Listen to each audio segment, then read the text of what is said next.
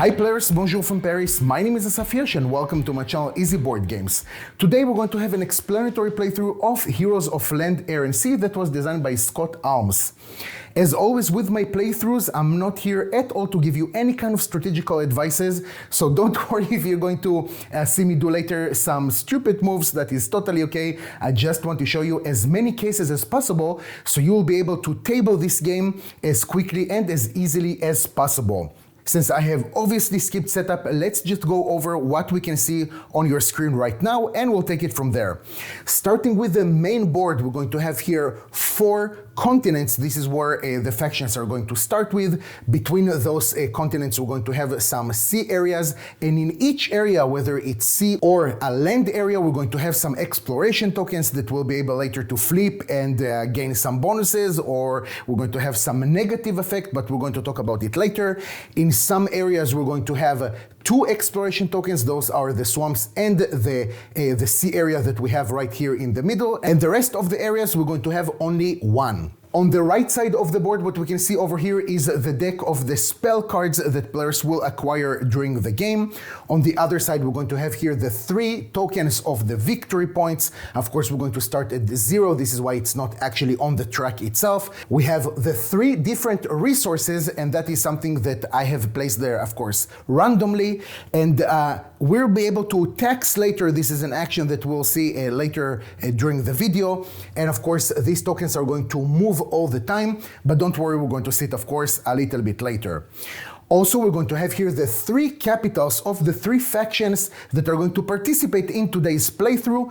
So we're going to have here the Elves capital, Humans, and the Dwarves capital. Let's move over to the player setup, and I'm not going to show you all of them because basically they're all kind of the same.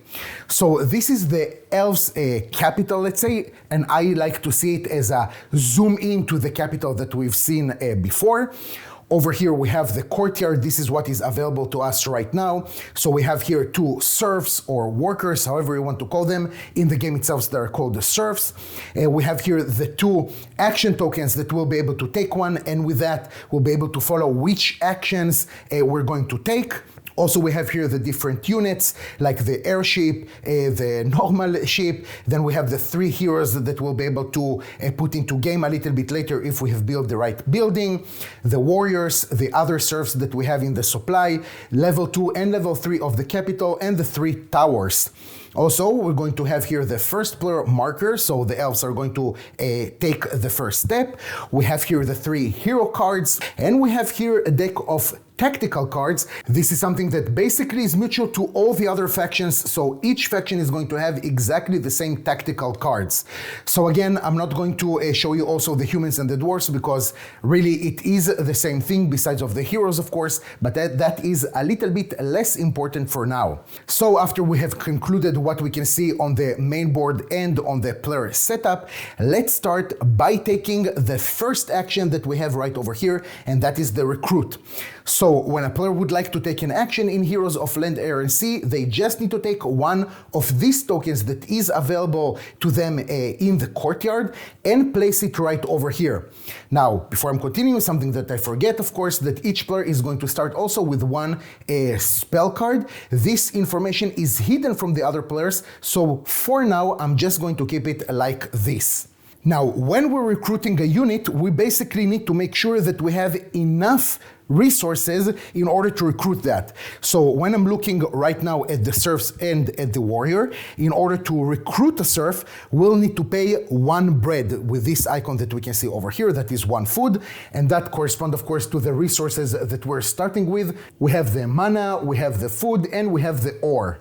Now, we will be able to recruit units only if they're available, of course, first of all, in the reserve, or if we have built the right building. So right now, of course, I will not be able to recruit one of the heroes. First of all, as you can see, I don't have enough resources, but also in order to recruit one of these heroes, we first need to build the corresponding building, but we'll see it a little bit later. Now, usually we'll be able to recruit only 1 unit, with the exception that when you're recruiting serfs, you'll be able to recruit 2 of them if you have 3 food, okay? If you want to pay 3 food, you'll be able to recruit 2. Since now this is not the case, what we're going to do is to recruit 1 serf. So we're going to pay 1 food. Let's take this marker down, and we'll be able to take 1 serf from our supply, from our reserve, and to place it in the courtyard.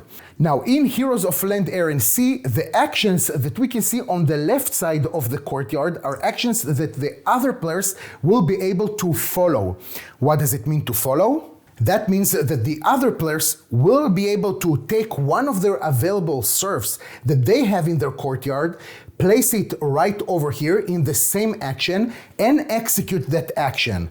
So the blue player right now will be able to do the same thing, but what they would like to do is to pay 2 food, so we're going to do just like this, and they want to recruit a warrior. So they're going to take 1 warrior from their supply and going to place it in the courtyard.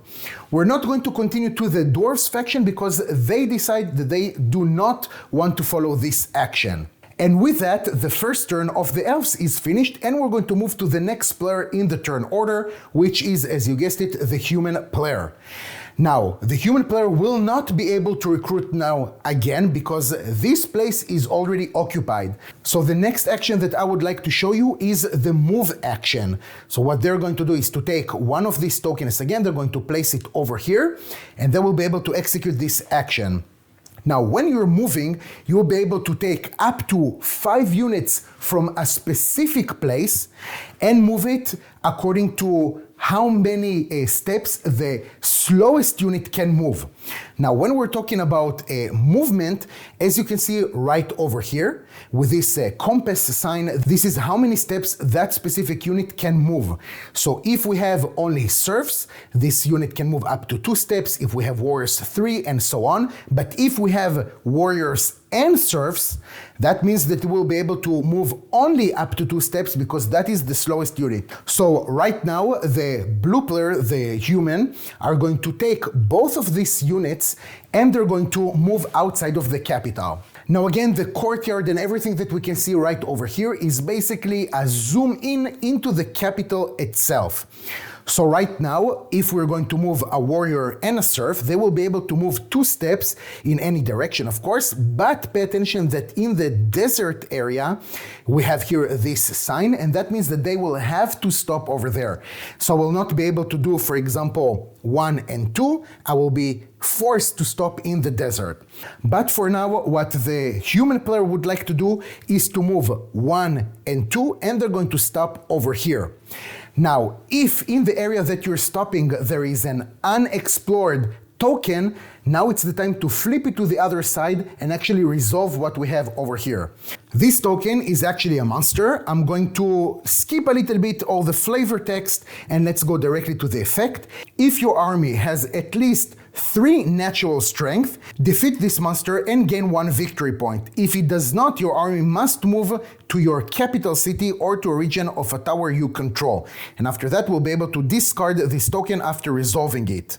Now we're going to talk a little bit more what does it mean natural strength when we'll talk about combat, but in general, again, if we're looking over here, we can see that each serf has a natural strength of 1, and for a warrior it's going to be 2. Together, since now we have both of these units, it's 3, and that means that we defeated this monster, we don't need to move anywhere, and this token is going to go back to the box. Now the blue player has finished their action, and again, other players will not be able to follow this action because other players cannot follow all the actions that we have on the right of the courtyard.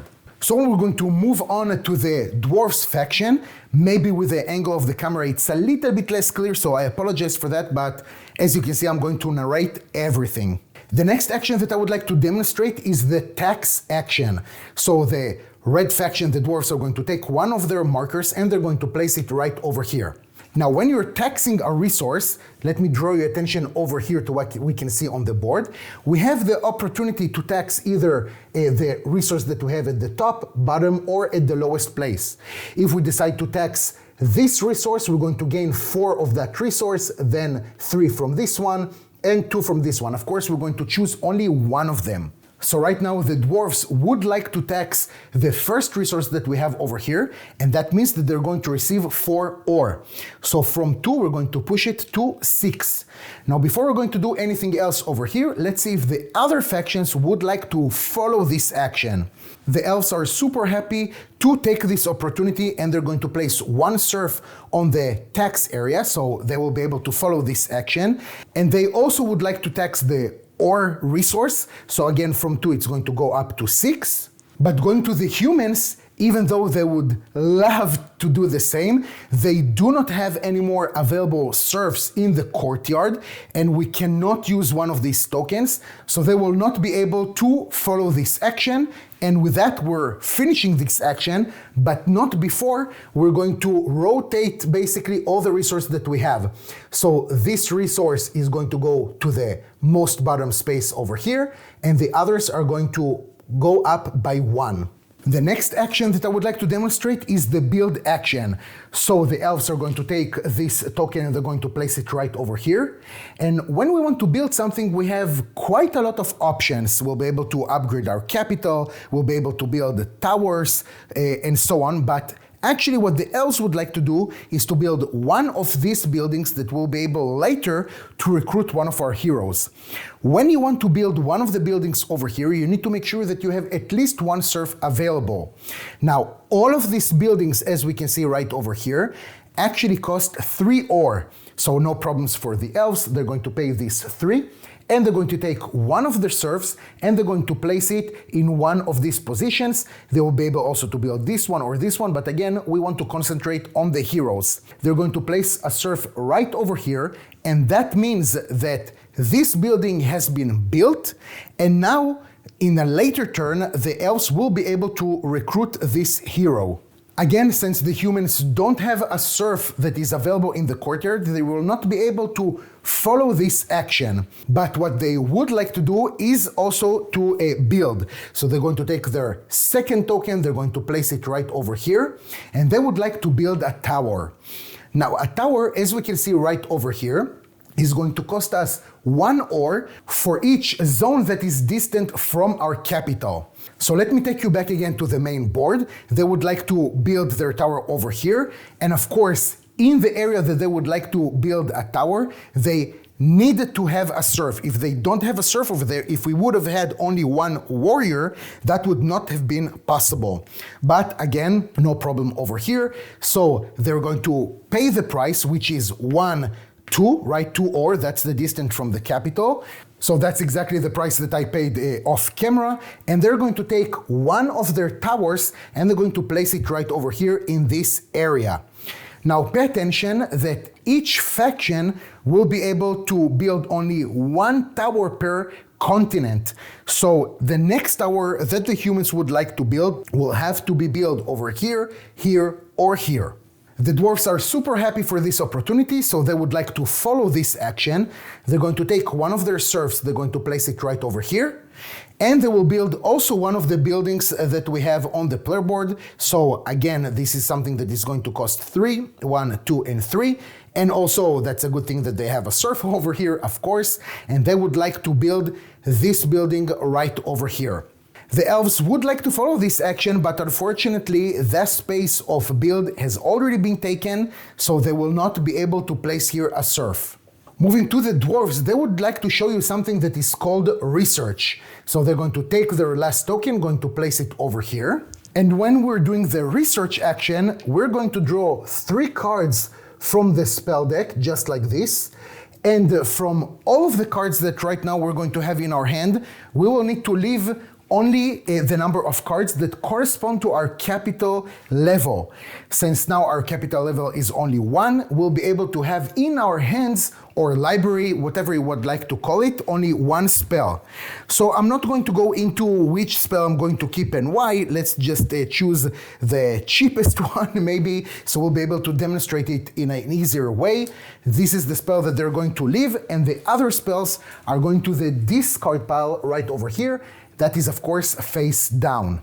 The elves are going to follow this action, but they're not going to use the research option, they're going to use the scribe option. So, of course, they will need to take one of their serfs and place over here. And we're going to take the spell that they're having in their hands right now and see what's going on over here. This spell that is called Scry, and pay attention that it's very important that we have this keyword cast over here, says that we're going to select 4 face down exploration tokens anywhere on the board and we're going to view them. Keep this information a secret and place them back into their regions face down. So we're not going to cast it yet, but what we're doing is to scribe this spell. Now, when we're scribing a spell, we're going to take it and we're going to place it face up right over here in this location, when we'll be able to scribe spells according to the level of our capital. Again, our capital is level 1, so we'll be able to have only 1 spell over here. And this, of course, does not count towards the limit that we have of spells in our library, in our hands. Now, a small thing that I forgot right over here with the tower, so I apologize for that, is when a tower is being built, we're going to reveal, but not resolve, all the face-down land exploration tokens in the land regions adjacent to the tower that are on the same continent as the tower itself. The tokens are going to be resolved later if other units are going to go into those areas. So basically, and again I apologize, what we needed to do immediately after we have building a tower is to reveal everything that is adjacent in the same continent, of course in the land areas that is adjacent to the tower, but of course pay attention that only in the land areas and not in the sea areas. Now, after all the players have finished taking both of their actions, we're going to move on to the next phase. The second phase is the collection. So what we're going to do now is to look at the controlled regions that we have. Now, as you can see, only the humans have actually regions that they control that is not their capital. And if you can pay attention, there are no resources over here in the same area of the capital. Again, the dwarfs and the elves are not going to gain any resources, but the humans are going to gain some. For each controlled area that we have, we're going to receive 1 resource of that type. That means that the humans are going to, just for controlling this region, have 1 food. Then if we have serfs in this area, and we do have 1, they will be able to occupy one of the working spaces that we have over here. Some regions have 2, others have only 1. So here there's no problem, the serf is going to be over here. And that means that the human player is going to take 1 more food resource. And if we have a tower in that region, that means that we're going to gain 2 more resources. So in total, we have 1 food just for controlling it, 1 more because we have a serf, and 2 more because we have here a tower. That is going to be a total of 4 food for the human player. The next step in the collection phase is that each player is going to draw a spell card, and then they're going to leave in their hands, again, the number of cards that is allowed to them according to their capital level. So for the elves, it's going to be super easy. They're going to draw 1 card. But since they don't have cards at all in their hands right now, they're just going to leave it with them. The human player is also going to draw 1 card, and they will need to decide which one of them they would like to keep in their hands. The other one is going, of course, face down into the discard pile, and the same we're going to have with the dwarfs. After we have finished with the second phase, we're going to move on to the third one, which is the round end. So here we're going to untap some spells if we have used them before, but this is something that we haven't seen yet. The first player token is going to move on to the next player, so that will be the humans. And also what we're going to do is that each player is going to move back to the courtyard all the serfs that they have used in order to follow actions, the action tokens as well. And something that is very important is that serfs that we use to build one of the buildings are not going to move from there. So this serf basically until the end of the game is going to stay right here. Before we're going to start the next turn of the humans, something that I of course forgot again, is that because they have defeated the monster with the exploration token, they needed to receive 1 victory point. So I apologize for that. And we're going to move on to the next step of the human player. And the first thing that they would like to do is to recruit. So they will spend 3 food instead of just 1. And they will be able to recruit 2 of their serfs. So we're going to take 2 from the supply and we're going to put it right over here in the courtyard. The dwarfs are going to follow this action, so they're going to put 1 of the reserves right over here in the recruit. They're going to pay only 1 food since they don't have 3, and they're going to take 1 of the serfs from their supply and put it right over here in their courtyard. The elves don't wish to be behind, so they're going to follow it also. So over here in the recruit, food is down to 0, and they're going to take one of the serfs from their supply and put it in the courtyard. Moving to the next action of the dwarves, they would like to tax. So they're going to tax, of course, the food that we have right over here, and they're going to receive 4 food. And I'm not going to continue switching the camera because I think things are a little bit more obvious, but the elves are going to do the same thing. So they're going to put one of their serfs on the tax area, and they're going to take 4 food as well. And what a surprise, the humans will do the same thing. So 1 serf and 4 food. And after that, we cannot forget that we're going to move on all the tokens that we have. So this is going to go up, up, and the food is going to be in the last place. The next action that we're going to have is the cast. So the elves are going to take one of their markers and they're going to put it over here. And what they're going to do is to cast their already scribed spell. So in order to do that, they will need to pay the price that we can see on the top left corner of that card. That is 2 mana. So there you go. Immediately they're going to receive the victory points that is written over here. That is 1 victory point. So let's not forget, we're going to take this marker and we're going to place it on number 1 as well. And now we're going to do what we have over here. So just in case we forgot, we're going to select 4 face down exploration tokens anywhere on the board, and we're going to view them. That is something that of course is going to be left as a secret, and then we're going to put it back in that location. So the elves basically would like to see what is going on next to their capital. So they're going to flip this one over here. We have some sort of thingy. We're going to see it a little bit later. Also, we have some resources that needs to be nice. And we have some more resources. And now after they've seen the tokens, they're going to put it back face down in the specific location. And we're going to move on to the second action of the humans, since again, players are not being able to follow all the actions that we have right over here on the right. Guys, one thing that I forgot to do, and I'm doing this segment of the video already basically post-production, but it's something that is quite important, so I will just add it now. When we're doing the command actions, that means all the actions that we can see on the right side of the courtyard, we can do something that is called muster. What does it mean? If I'm doing, for example, march, after I'm resolving this action, I can take one of my serfs and place it in one of the other actions that we have over here in order to execute that action as well. So for example, if I'm doing march, after that I've resolved this action, I can place here on another march action one of the serfs, and then I can execute another march. And we could do the same thing with the sail, fly, and cast. So again, I didn't use it in the playthrough. It's not to say that there were any kind of mistakes, but this is something that is super important in Heroes of Land, Air, and Sea, because as you can imagine, executing 2 times march in 1 turn can impact seriously on the game, because you can attack a little bit quicker, for example, or you can move one of your vessels, or you can use one of your spells, and so on. So again, guys, I truly apologize for that, but at least I managed to catch it on time and add this segment to the video.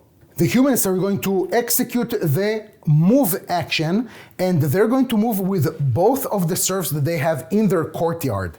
So again, serfs have a movement of 2, so they will be able to go out from the capital somewhere over here. Anything they would like to move over here. Maybe it's not the most efficient thing that we can do, but again, I just want you to see as many things as possible. So 1 is going to go over here, right? That is the place for the workers in order to have a little extra resources. And also, since they have finished their movement over here, they will be able to resolve this token. So super easy. As we can see, it's 1 ore and 1 mana that they're going to receive, and this token we can put back in the box. The dwarves would like to leave a little bit the realms in the mountains, and they're going to actually move as well. So we're going to go out from the courtyard, and let's see where the elves would like to go. I think They would like to go maybe over here to this place in order to gain a little bit food. So just like the other serfs, they will be able to move up to 2 steps. So that is 1 and 2. This is where their movement has stopped. So they're going to flip this token, and that is perfect because they're going to receive 1 mana and 1 food. We can take this token out from the game back to the box, and we're going to receive these resources. One more thing, guys, I'm so sorry that I forgot, is that after we have cast a scribed spell, we need to turn it 180 degrees just like this. And later you're going to understand a little bit why, because we're going to turn it then 90 degrees and again 90 degrees, but we'll get there, guys, no worries. The last action that the elves would like to take is to build. So what they're going to do is to spend 3 ore, so now they have 0. They're going to take their last available serf and they're going to place it, you know what, let's put it right over here so we'll be able to build a ship. Now, the other players do not have any more available serfs in their courtyard, so that basically means that we have finished the second round and we're going to move to the second phase, which is to collect.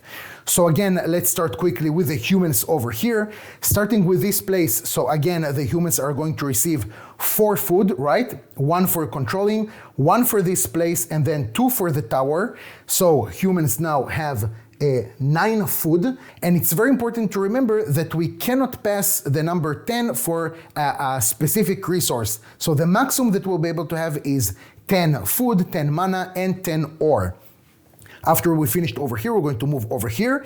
So they're going to receive 1 mana just for controlling this area, the forest, and another mana because they have a serf in this place.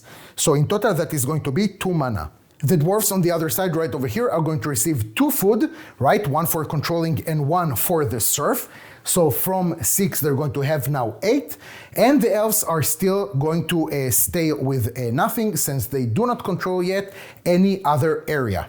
Now each player again is going to draw 1 spell card from this deck, and then they're going to stay with the number of spell cards according to what is the level of the capital. Again, all the capitals are still level 1, so each player will stay with only 1 card in their hand. I'm going to skip this phase if that's okay with you. Let's imagine that each one of the players have received a card and they already chose with which one they want to stay. And we're going to move on to the third phase, that is the end of the round. So this token of the first player is going to move on to the dwarves. Then we're going to take back all the serfs and all the action tokens back into the courtyard. And also, and now it's something that I would like to show you. Over here, the spell that we have cast and we have turned it 180 degrees, we're going to move 90 degrees to the side just like this. It means that the elves will not be able yet to cast this spell again, only in the next round. Alright, so moving on to the third round, and the first action that the dwarves would like to take is to recruit. So they're going to take this token, place it right over here, and they're going to recruit one of their heroes that is situated right over here. That is going to cost them 5 food. So from 8, they're going to have 3 food, and they're going to take their hero and they're going to place him at the courtyard. Now, after we have recruited that hero, we're going to take the cards that correspond to that hero. He's called the Marauder Dwarf Hero Unit. And we're going to place it right over here, so know that he is right now already recruited. Now, it's important to say that right over here, we can see that we have 1, 2, and 3. Those are the 3 levels, and that is again something that corresponds to the level of our capital. Also important to see that with the building, the more advanced our capital will be, the more powers we can say we're going to unblock. Right over here, for the example, when an army containing serfs enter a mountainous region, we're going to gain 1 ore. So this is important to understand. And with the hero, when moving a vessel, so either the airship or the normal ship, you may place the Marauder into that vessel, even if he is not adjacent. Okay, so it's interesting to know it. I'm not so sure we're going to see how this power is going to come to use, but it's something to remember. The elves and the humans do not wish to follow this action, so we're going to move to the next action that the elves are going to take.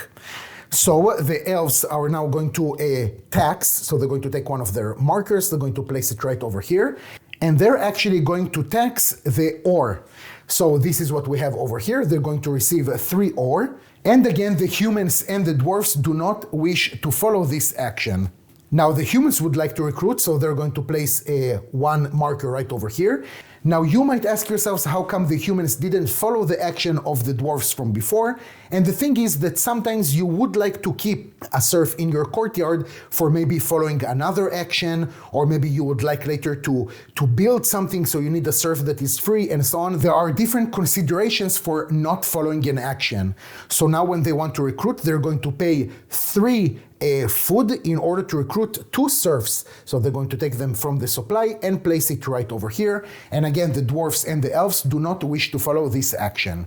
Now the dwarfs are going to perform a march, so they're going to place their token right over here. And you can see that the hero that we have recruited before can go up to 4 areas from the capital, but because they want to move their serf as well, that is the slower unit that can move up to 2, so they're just going to move 2 times. So they're going to move 1 and 2, and they're going to stay right over here. Now, before we continue, of course that I forgot something. So after we have taxed and nobody decided to follow, we forgot to move all the resources in this kind of way. So I apologize for that. And we're moving on again to the action of the elves. The elves that obviously need some resources, they're going to use as well the march, and they're going to take out both of the serfs from their courtyard into the field.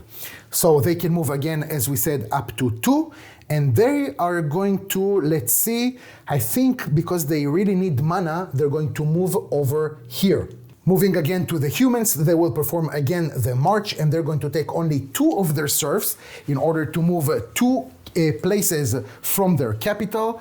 So let's see, I think that they really need some ore. So I think what they're going to do is to stay right over here. And since they have finished their movement in this place, they're going to turn this token, and we're going to see what this token means. This token is a village. The player that controls this region at the end of the game gains 2 victory points. Okay, so not a bad thing. We're going to keep it right over here. And of course, one of the surfers is already going to stay right over here in this position. So we will be able to take 1 more resource. And with that, we have actually finished the 3rd round. Let's take some resources. Starting again with the humans, we're going to have here 4 food. So from 6, it's going to be 10. We also going to receive 2 mana from this place, right? 1 for just controlling it, and then another one because we have a serf in this place. So from 5, we're going to go up to 7. And over here, we're going to receive 2 ore, 1 for controlling, 1 for the serf. So from 1, we're going to have 3. For the dwarfs, we're going to receive here 2 food, again 1 for controlling, 1 for the place. So from 3, we're going to have right now 5 food. And finally for the elves, we're going to take 2 mana. From 0, they're going to have 2. Also, again, we're going to take 1 card for each player, and then they're going to decide which card they would like to leave in their hand. So again, let's say that we've done that and they already decided which card they're going to leave with them. And then we're moving to the 3rd phase, that is the end of the round. So again, we're going to move back all the tokens and the serfs if we have used any, but in this case, we don't have any serfs that followed any action. But also something very important is that we're going to again turn in 90 degrees this card. So right now the scry is ready to be used again. And next time if the elves are going to pay 2 mana in order to do that, then again they're going to receive the 1 victory point. The first player marker is going to go back to the elves, and we're going to continue. The first action that the elves are going to do is to recruit, and they're going to recruit actually their sea vessel. Now, pay attention that in order to take the sea vessel or the air vessel, what we can use is either the recruit or build. It's super important for different strategical reasons, but now it's enough to understand that we can do it with both actions. So when we're recruiting, we will need to pay right over here 2 food and 2 ore. So let's take the food down to 2 and the ore to 1. And we're going to take this vessel and we're going to place it right over here between the shore and the sea. So this vessel is considered to be still in the capital, And it means that if we have units in the courtyard, they can move freely between the vessel and the capital. But later, when we'll talk about movement, in order to launch the ship into the sea, that will cost us 1 movement point.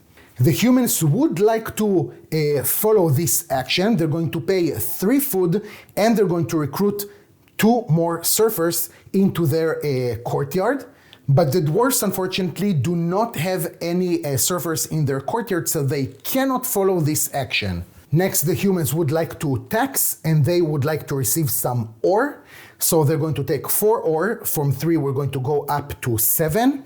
And again, since the dwarfs and the elves right now don't have any surfers in their courtyard, they will not be able to follow this action. And before I'm forgetting, let's already rotate all the resources and moving on to the next action of the dwarfs. The next action of the dwarfs will be to march, and what they're going to do is to move from this place over here to this one. Now, in order to do that, they're going to use the ferry routes that we can see over here. Now, I know that maybe with the map it's not so clear, but basically, these ferry routes are here to show us that these regions are adjacent. And not only that, if we're following this ferry route, for example, that is the B, and we continue over here to this area, that means that in a single movement, the dwarfs will be able to do something like this and come over here. So I'm not saying that this is what they want to do, but it is an option. But what they would like to do is to move over here to the territory of the humans. But of course, we're going to have this token, and since they have finished their movement in this area, we're going to resolve this token. This token is called Mysterious Wizard Tower. When your army ends movement here, including when this token is revealed, you may pay 1 mana to perform a free research action. And this action cannot be followed. And we're going to keep this token in this region. But they decide not to do that because they want to keep some of their resources. The next thing that the elves would like to do is to tax, and they're going to tax the food, so they're going to take 4 food, from 2 it's going to be 6. The humans cannot follow this action because they already have a token that is in the place of tax, so they will not be able to do it, and again the dwarfs don't have serfs to follow. So now the humans that are starting to be a little bit threatened decide to build. So we're going to take this token, we're going to place it right over here. And with that, they're actually going to build their second level of capital.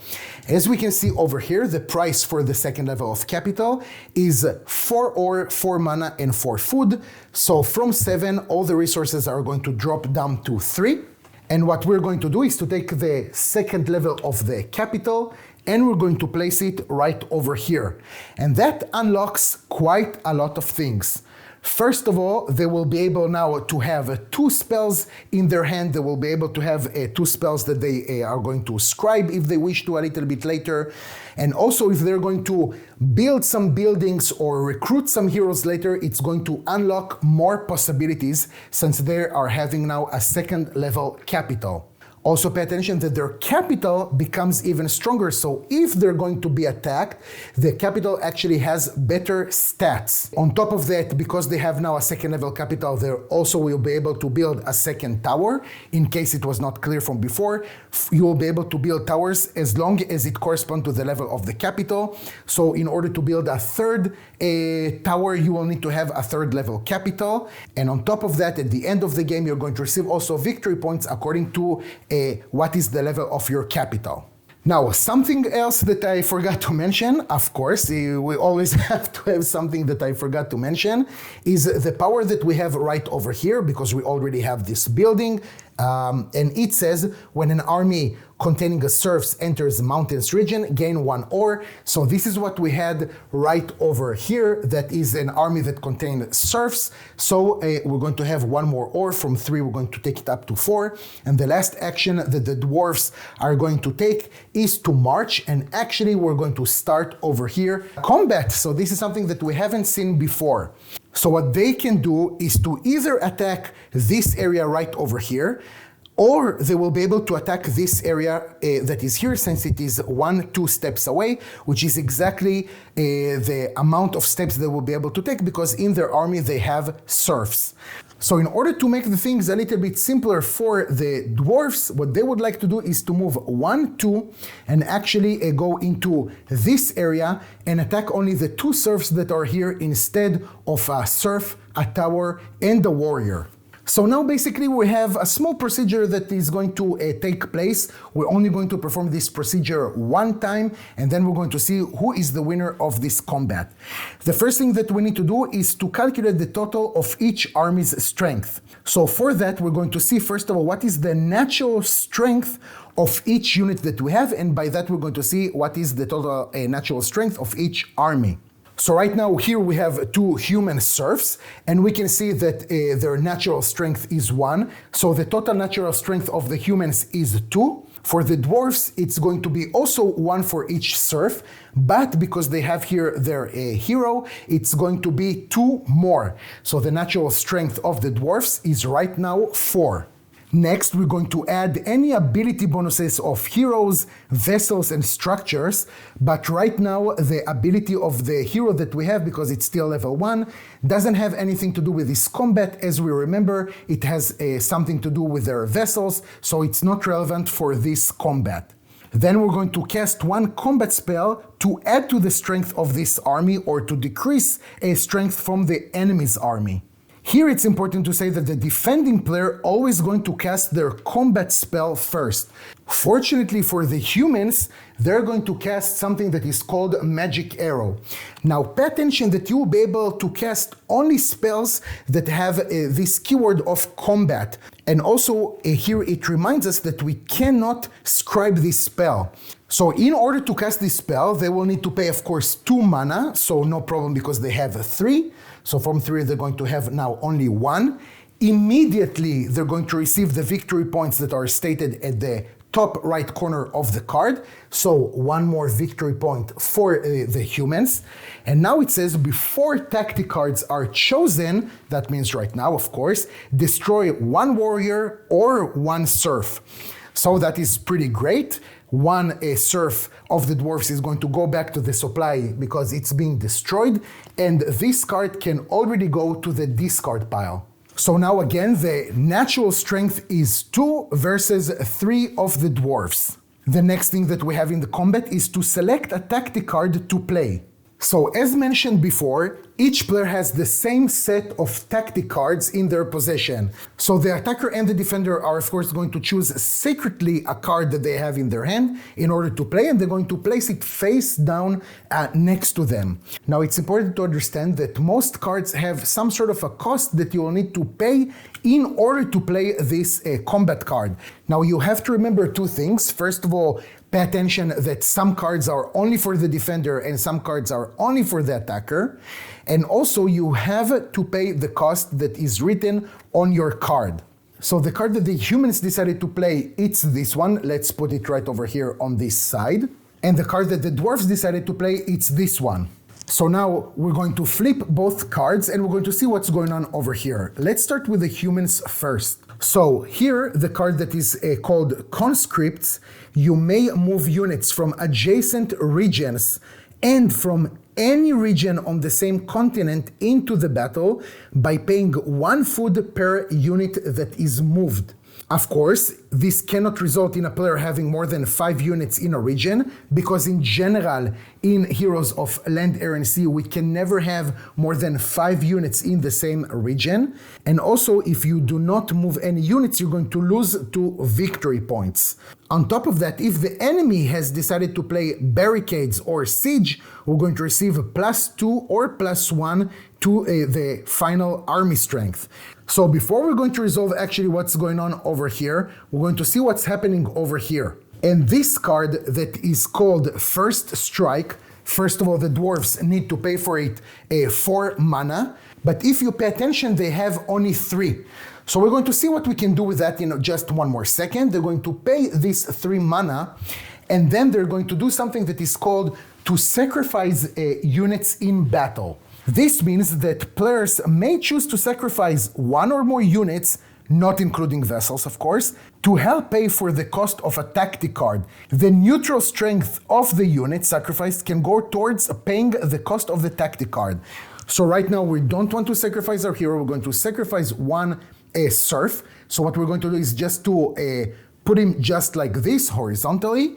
And with that, because the serf's natural strength is 1, we're going to have 1 more mana to pay for this card. So immediately, before we're actually resolving more things, we're going to already receive 2 victory points just for paying for this card. So the dwarfs are going to have now 2 victory points, and we're going to put it just like this. And also the effect of this card, on top of the 2 army strength that we can see right over here, is that it cancels the conscripts card. That means this run right over here. So the humans will not be able to pay and move more units to this area. After that, we just need to resolve the battle itself. So the army with the highest army strength value is going to win. Tie, of course, is going to go towards the defender.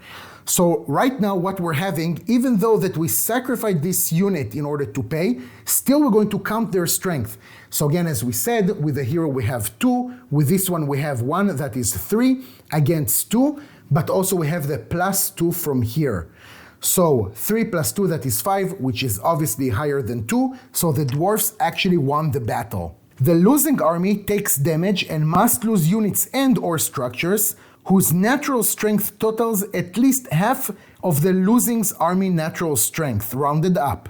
Since the losing side over here is the humans, and their natural strength was 2 together, half of this is going to be 1.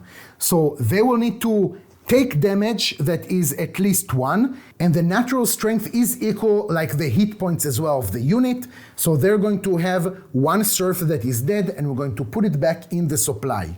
Now, just for the fun of it, okay, let's say that we would have had here 2 warriors. I'm not going to calculate again everything. Let's say that the dwarfs have 1, and still they need to take, let's say, 1 damage. Again, it's just for the example, you guys. The natural army strength of a warrior is 2. But when you're taking damage, even if it's 1, we're not going to have here like an injured unit or something like that.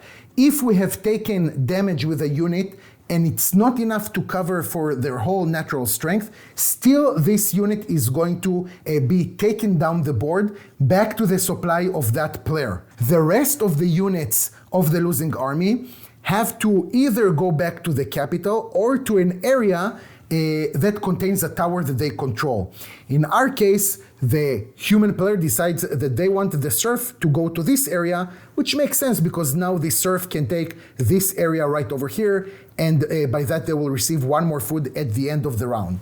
Both of these cards now can go back to the hands of the human player and the dwarf player. Before we're concluding this battle, any units that you have sacrificed to receive more resources in order to pay are going to be brought back to the supply. They're considered to be dead, and they're going to go back to the supply of that specific player. And with this, guys, I think we're going to stop right over here because we basically saw most of the actions that we can take. We saw how to build buildings, upgrade capitals, recruit different units, heroes, vessels, but there are a few things that I haven't mentioned, so let me talk about it in just a few more minutes. First of all, it's important to understand that also air vessels and sea vessels have their own strength and their own abilities, so this is something that should not be taken lightly, to be honest, because if we're looking at the ship right over here of the elves, we can see that it can move 3 steps and also have a natural strength of 3, which is quite impressive. Okay, so this ship, when it's going to shore on one of the regions that we have, on one of the land regions, it's going to actually go towards the battle that we're going to trigger, if we're going to trigger their combat, of course. So that is something that is important to talk about. Also, there are 2 other actions that we haven't seen, that is the sail and the fly, which is, of course, moving with the air vessel or with the sea vessel. And again, that depends on how many steps those vessels can move. Don't forget that in order to take a ship from your capital outside, just to go to the sea, that will be already considered as 1 step. And of course, when you're attacking a tower or a capital, don't forget to add that strength as well.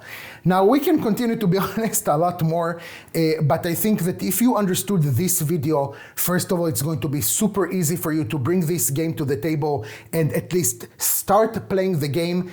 Then if you'll have some sort of questions, I think it will be easier to consult the rulebook or the amazing community that we have on BGG. So I think that with that, you'll be able to continue. Don't forget the 4 conditions, of course, of winning the game that, of course, correspond to the 4 X's. Either you explored all the tokens of the land areas, that is going to trigger the end of the game, or if a player has built 3 towers in 3 different regions, that will trigger the end of the game as well. Or if one of the players have been annihilated by destroying their capital, that will trigger the end of the game. Or if you have deployed all your warriors and your serfs.